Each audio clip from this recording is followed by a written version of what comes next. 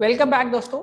मैं ऋषि एक बार फिर से आप सभी का स्वागत करता हूं आपके अपने YouTube चैनल F2 एजुकेशन में। तो जो आज की जो वीडियो होने वाली है वो भी बहुत इंपॉर्टेंट होने वाली है आपके ट्रिपल सी एग्जाम जोन 2022। ठीक है, तो ये हमारे वीडियो का आठवां पार्ट है और चलते हैं बच्चों, आज का वीडियो स्टार्ट करते हैं। लेकिन वीडियो को स्टार्ट करने से पहले अभी तक अगर आप लोगों ने चैनल को सब्सक्राइब नहीं किया है तो कर लीजिए। और बच्चों अगर आपने बाकी की वीडियोस नहीं देखी हैं तो वो भी देख लीजिए, वो भी आप सभी के लिए बहुत इंपॉर्टेंट है। और आप देख लीजिए कि किस तरीके से इसको हमें फाइंड आउट करना है। सिंपल सा आपको यूट्यूब ओपन करना है, यूट्यूब पे सर्च करना है F2 एजुकेशन। बच्चों जब आप F2 एजुकेशन सर्च कर रहे होंगे तो आपको ध्यान रखना है F और 2 के बीच में कोई भी स्पेस नहीं होगा, यानी किसी भी कैरेक्टर्स के बीच में कोई स्पेस ना ऐड करें। F2 एजुकेशन सर्च करके आप प्लेलिस्ट सेक्शन में जाइए और वहां पर ही आपको ट्रिपल सी कोर्स हिंदी के नाम से मिल जाएगा, जिसमें अभी 15 वीडियोस हैं लगभग। और इन सारी वीडियोस को आप वन बाय वन करके देख लीजिए, आपका जो ट्रिपल सी का एग्जाम होगा वो बहुत अच्छी तरीके से क्वालिफाई हो जाएगा। ओके, तो चलिए बच्चों और चलते हैं। आज का पहला क्वेश्चन ले लेते हैं हम लोग। तो बच्चों हमारा पहला क्वेश्चन है, प्राप्तकर्ता की ओर से वास्तविक डिलीवरी से पहले डेटा ट्रांसपोर्ट परत पर मर्ज होता है, इसकी प्रक्रिया को क्या कहते हैं?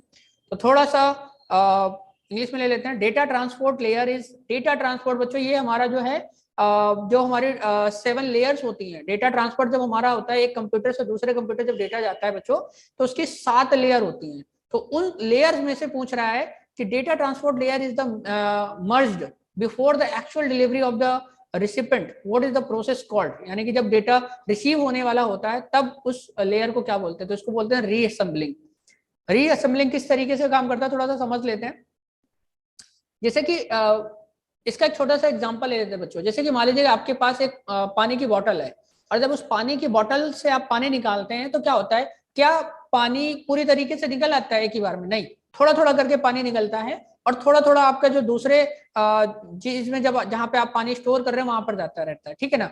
तब क्या होता है कि उसी तरीके से यहाँ पर मान लीजिए कि ये एक कंप्यूटर है और एक कंप्यूटर यहाँ पर ये है। तो अब यहाँ पर कोई 2 MB की फाइल है, तो ये 2 MB की फाइल को क्या करेगा? 2-2 KB या 10-10 KB के पैकेट्स में बांटेगा। ठीक है ना? 10-10 KB का एक अलग अलग पैकेट बनाएगा और फिर वो क्या करेगा कि वो एक कंप्यूटर से 10 KB इधर, फिर इधर, फिर इधर, फिर इधर दूसरे कंप्यूटर में आएगा, ये जो रिसीवर होगा। और यहाँ पर क्या होगा? ये 10-10 KB मिला करके एक सीक्वेंस तैयार करेंगे। ठीक है ना? तो इसी को हम लोग रीअसेंबलिंग कहते हैं। फिर आ जाते हैं क्वेश्चन नंबर सेकंड ले लेते हैं हम लोग। बच्चों जो सेकंड क्वेश्चन है आपका, ईमेल में अधिकतम कितने साइज का फाइल भेजा सकते हैं? तो आप जैसे कि व्हाट्सएप वगैरह पे लिमिट होती है उसी तरीके से ईमेल में है, और ईमेल पे आप मैक्सिमम 25 MB का डेटा आप भेज सकते हैं। चाहे अगर 25 MB की आपकी कोई इमेज है या 25 MB की कोई वीडियो है, ठीक है, इतना लंबा डेटा आप भेज सकते हैं। इससे बड़ा डेटा आप उससे सेंड नहीं कर सकते। नेक्स्ट क्वेश्चन है आपका, what is the unsolicited email called? ठीक है ना? तो देखो कहने का मतलब होता है, इसको आप अगर सिंपल भाषा में समझेंगे सॉलिडेटेड का, तो आप इसको स्पैम कह सकते हैं। ठीक है, स्पैम कहेंगे तो ज्यादा इजीली आपको समझ में आ जाएगा।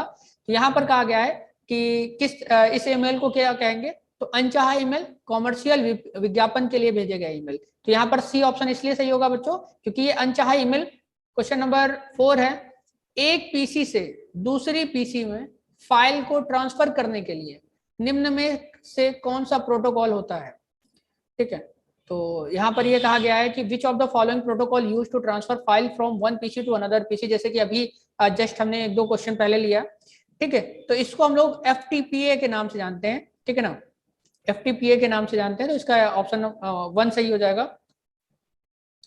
Libre office spreadsheet, Libre office spreadsheet का मतलब है कैल्क। ठीक है ना? सिंपल से समझो, क्वेश्चन थोड़ा सा घुमा दिया जाता है। यहाँ पर बात की जा रही है लिब्रे ऑफिस कैल्क की। डिफॉल्ट फाइल एक्सटेंशन क्या होता है बच्चों? एक्सटेंशन हमने आपको बता दिया है कि जब भी हम कोई फाइल सेव करते हैं, तो जब फाइल को सेव कर रहे होते हैं तो अपने नेम के आगे कुछ एक्स्ट्रा वर्ड्स जो लगे होते हैं उसको हम एक्सटेंशन बोलते हैं, जिससे हमें फाइल का टाइप पता चलता है कि फाइल किस टाइप की है। तो इसका ऑप्शन आपका हो जाएगा .odt। ठीक है ना? तो ऑप्शन ए सही होगा, .odt। नेक्स्ट क्वेश्चन है आपका, निम्न में से किसका प्रयोग किसी लेखा जोखा या व्यवसायिक कार्यों के प्रयोग में लिया जाता है? तो बच्चा ये सिंपल सा है, लेखा जोखा या व्यवसायिक कार्य का कहने का मतलब है कि जैसे कैलकुलेशन वगैरह, तो MS एक्सेल है। MS एक्सेल एक ऐसा सॉफ्टवेयर है जिसमें ये सारी चीजें ली जाती हैं। क्वेश्चन है, ठीक है, आई थिंक ये क्वेश्चन हम लोगों का हो चुका है क्वेश्चन नंबर 7 में, पार्ट नंबर 7 में। तो बच्चों इसका बी ऑप्शन सही है, ठीक है, इसका बी ऑप्शन सही है, extended binary code decimal interchange code. Okay, question number 8 ले लेते हैं हम लोग। रिफ्रेश करने की शॉर्टकट कुंजी क्या होती है बच्चों? किसी भी पेज को या किसी भी फाइल को रिफ्रेश करने की जो शॉर्टकट की होती है वो F5 होती है, जो हमारे कीबोर्ड में सबसे टॉप पर होती है, ठीक है।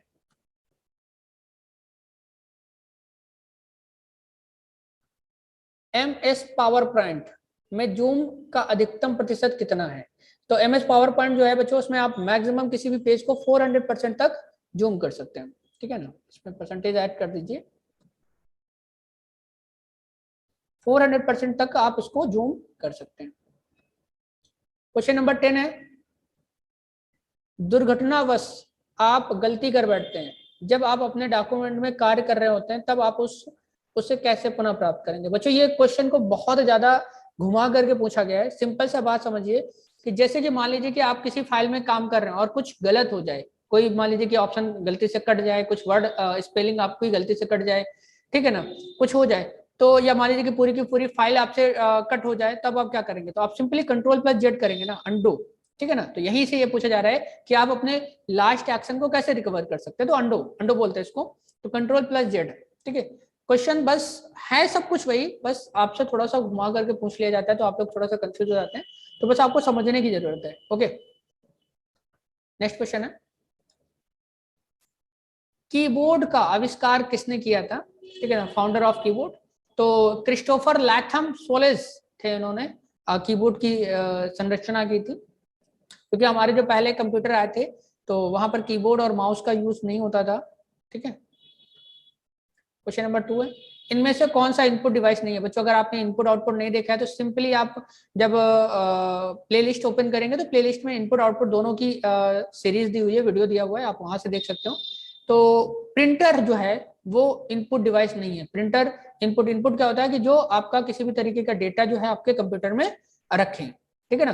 तो प्रिंटर क्या करता है, आपके कंप्यूटर वाले डेटा को बाहर प्रिंट करके देता है, तो इसलिए उसको ये आउटपुट डिवाइस है, ना कि इनपुट डिवाइस। ओके, नेक्स्ट, सिक्के कौन जारी करता है? RBI।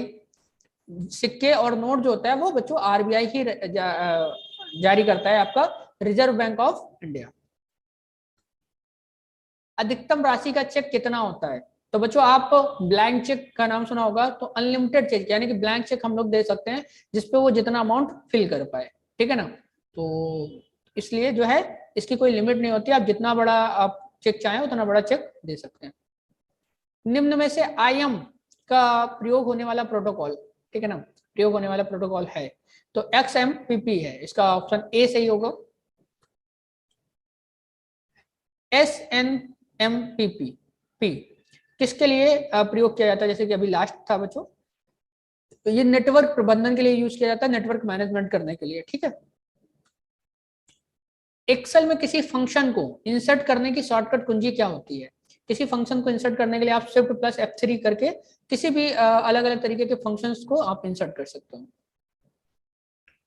इनमें से कौन सा आउटपुट डिवाइस नहीं बच्चों? जैसे कि आउटपुट अगर इसकी बात करें तो जैसे कि अगर ये पेन आप देख पा रहे हो स्क्रीन में, जिससे मैं स्क्रीन पर कुछ लिखता हूँ, तो ये बच्चों एक तरीके का इनपुट पेन है, ठीक है ना। इनपुट है, इनपुट का मतलब क्या है, जो मैं लिखता हूँ वो आपकी स्क्रीन पर शो होता है, जो चीज मैं यहाँ पे लिखूंगा वो आपकी स्क्रीन पे शो होगा, तो इसका मतलब ये क्या है, ये एक इनपुट डिवाइस है, ठीक है। तो लाइट पेन जो है वो आउटपुट नहीं है, क्योंकि ये आपका डेटा जो है आपके कंप्यूटर में डाल रहा है। GUI का पूर्ण रूप क्या है? तो GUI का मतलब होता है ग्राफिकल यूजर इंटरफेस, और ग्राफिकल यूजर इंटरफेस क्या होता है, जैसे कि अभी अपने कंप्यूटर की स्क्रीन देखिए, आपको फोल्डर दिख रहे हैं, इमेजेस दिख रहे हैं, ये ग्राफिकल यूजर इंटरफेस है। ओके, नेक्स्ट है, बैंक लोन को समय पर चुकाने से क्या होगा? अगर आप कोई भी चीज टाइम से चुका देते हैं, टाइम से पेड कर देते हैं, तो पहले इसका ऑप्शन डी सही होगा कि आपको किसी भी तरीके की टेंशन नहीं है, आपकी एक इमेज जो होगी, वैल्यू होगी, वो अच्छी बढ़ती है, जिसको हम क्रेडिट स्कोर के नाम से भी जानते हैं, और बेनिफिट इन फ्यूचर, यानी कि भविष्य में आपको फायदे भी हो सकते हैं अगर ऑल लोन वगैरह लेना है तो बच्चों इसी के साथ हम यहाँ पर अपनी वीडियो को फिनिश करते हैं, और आशा करते हैं कि आप सभी को वीडियोस बहुत ज़्यादा पसंद आ रही हैं, और आप ज़्यादा से ज़्यादा चैनल्स को सब्सक्राइब करेंगे और वीडियोस को अपने दोस्तों के साथ शेयर भी करेंगे। चलिए मिलते हैं नेक्स्ट वीडियो में इसी तरीके के अमेजिंग क्वेश्चंस के साथ। तब तक के लिए थैंक यू।